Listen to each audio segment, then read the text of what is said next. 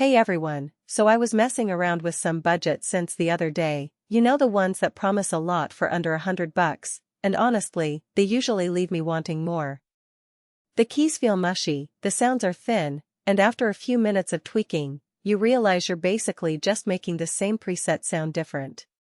Then I got my hands on the Kurzweil K2061, and it's like stepping into a studio instead of a toy box.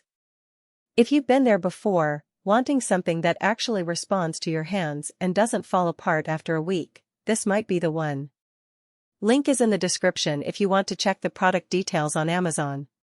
First thing that hit me was the build. These 61 keys are full-sized, semi-weighted, and they've got aftertouch. That means if you press harder or even bend the pitch while holding a note, the synth reacts like a real instrument. I was noodling around with a simple pad sound, and just by pushing down a little harder on the keys, the tone opened up and swelled, something you just don't get on those cheap plastic boards. And the synth action mechanism? It's not springy like toy keyboards, it actually gives you resistance so you feel like you're playing something substantial. Then there's the sound engine.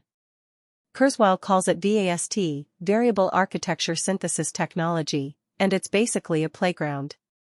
Inside you've got a virtual analog engine and a 6-operator FM engine, so you can blend analog warmth with that bright, bell-like character of FM. I loaded up one of the factory programs that emulates a classic K2 series synth, and the resonance on the filter was so smooth it sounded like a vintage analog. Then I switched to an FM electric piano and the metallic highs cut through a mix like a pro.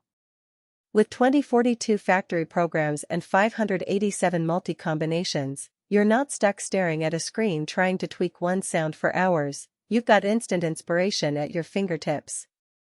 Polyphony is another big deal. This thing gives you 256 voices, so even when you stack chords and layers, nothing drops out or gets gated. I was playing a string section patch with long release times and added a bass line on top, no glitches, no notes cutting off early. That kind of headroom is perfect if you're recording or playing live without a computer. The connectivity is solid too. It's got MIDI in and out, USB for class-compliant integration with DAWs, and stereo outs so you can run it straight into a mixer or audio interface. I plugged it into my laptop running Ableton, and it showed up instantly as a MIDI controller. No drivers needed, which is a nice change from some gear that makes you hunt for software. I also love that it's got a built-in arpeggiator and a decent effects section with reverb and delay. I was messing around with a trance lead sound, turned on the arpeggiator, and within 2 minutes I had a full 16th note pattern going, no extra gear required. The effects are clean enough to sit in a mix but colorful enough to add character without overpowering. Now, it's not perfect. The screen is a little small for my taste, so scrolling through patches can feel a bit cramped if you've got a big library loaded. And while the keys are great, they're not wooden or anything, so if you're used to a concert grand feel, it might take some getting used to.